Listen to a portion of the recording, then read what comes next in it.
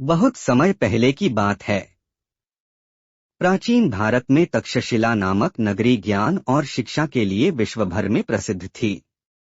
यहाँ दूर दूर से विद्यार्थी शिक्षा प्राप्त करने आते थे। इस नगर के आचार्य चाणक्य न केवल राजनीति और अर्थशास्त्र के महान ज्ञाता थे, बल्कि वे जीवन की गहराई समझाने वाले अद्वितीय शिक्षक भी थे। उनकी कक्षाओं में राजा महाराजा के पुत्र भी पढ़ते थे और निर्धन परिवारों से आए विद्यार्थी भी। चाणक्य का मानना था, विद्या सबके लिए समान है, यह कभी ऊंच नीच नहीं देखती। तक्षशिला में पढ़ने वालों में एक विद्यार्थी था, सुदर्शन।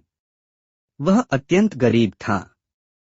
उसके पास न तो अच्छे वस्त्र थे और न ही पर्याप्त भोजन। कई बार वह भूखा ही सो जाता, परंतु पढ़ाई में उसका मन अडिग रहता। अन्य विद्यार्थी उसे ताने मारते, सुदर्शन, तेरे पास न धन है न संपत्ति, तू जीवन में क्या कर पाएगा? राजा के पुत्रों के सामने तू कुछ भी नहीं है। सुदर्शन अपमान सहता, मगर चुप रहता। उसके हृदय में यह विश्वास था कि ज्ञान और बुद्धि ही असली ताकत है। एक दिन चाणक्य ने कक्षा में प्रश्न पूछा, बताओ, मनुष्य का सबसे बड़ा धन क्या है? विद्यार्थी अलग अलग उत्तर देने लगे। किसी ने कहा, सोना चांदी सबसे बड़ा धन है। किसी ने कहा, हाथी घोड़े और सेना। किसी ने कहा, जमीन जायदाद और राज्य। सुदर्शन चुप रहा।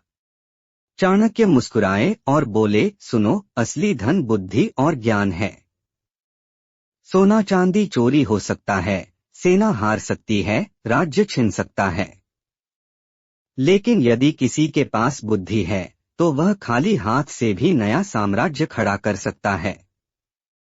सभी विद्यार्थी चुप हो गए।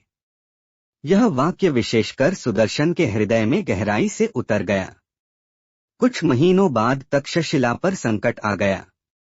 पड़ोसी राज्य की सेना ने नगर पर हमला कर दिया। वे सोने चांदी और राजकोष को लूटना चाहते थे। नगर में अफरा-तफरी मच गई। अमीर लोग अपनी संपत्ति बचाने में लगे थे। जिनके पास सेना थी वे भी भयभीत थे। तब चाणक्य ने अपने शिष्यों से कहा, अब समय आ गया है जब तुम्हें सीखना होगा कि असली धन क्या होता है। धन संपत्ति संकट में बेकार हो जाती है, पर बुद्धि संकट को अवसर बना सकती है। सभी विद्यार्थी डर से पीछे हट गए। लेकिन गरीब सुदर्शन